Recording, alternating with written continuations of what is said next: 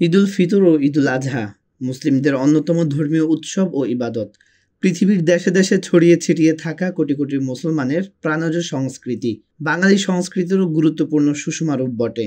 ঈদের দিন ধনী গরিবের ভেদাভেদ থাকে না, সবাই কাঁধে কাঁধ মেলানো, উষ্ণ অভ্যর্থনা ও শুভেচ্ছা বিনিময়, পাড়া প্রতিবেশী ও আত্মীয় স্বজনের খোঁজখবর নেওয়া, পরস্পর মিলেমিশে খাবার গ্রহণ ইত্যাদি বাঙালি সমাজের ঐতিহ্য। ঈদ মুবারক বা ঈদ মুবারক, আরবিতে ঈদ মুবারক, ঐতিহ্যবাহী শুভেচ্ছা বাক্য। ঈদুল ফিতর ও ঈদুল আজহায় পরস্পরকে শুভেচ্ছা জানাতে এই শব্দ ব্যবহার করা হয়। ঈদ শব্দের অর্থ আনন্দ, খুশি বা উদযাপন ও উচ্ছ্বাস, আর মুবারক শব্দের অর্থ কল্যাণময় ও বরকতপূর্ণ। সুতরাং ঈদ মুবারকের অর্থ হলো ঈদ কল্যাণময় হোক অথবা আনন্দ উদযাপন কল্যাণজনক হোক। আমাদের দেশে ঈদ মুবারক বলে ঈদের শুভেচ্ছা জানানো হয়। এই প্রচলনটা বেশ সুন্দর ও মানানসই। তবে সালামের আগেই ঈদ মুবারক বলা উচিত নয়, কারণ এভাবে শুভেচ্ছা বিনিময় করতে গেলে আগে সালাম জানানোর আমলটুকু হয় না।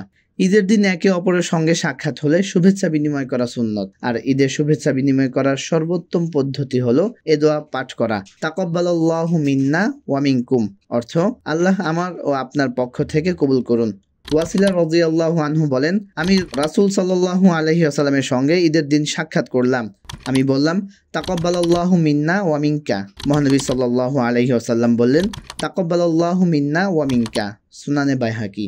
হাদিস শরীফে এসেছে, জুবাইর ইবনু নুফাইর রাদিয়াল্লাহু আনহু থেকে বর্ণিত, তিনি বলেন, নবীজি সাল্লাল্লাহু আলাইহি ওয়াসাল্লামের সাহাবায়ে কেরাম ঈদের দিন পরস্পর সাক্ষাৎ হলে বলতেন, তাকাব্বালাল্লাহু মিন্না ওয়া মিনকুম, আল্লাহ আমার ও আপনার যাবতীয় ভালো কাজ কবুল করুন। ফাতহুল কাদির।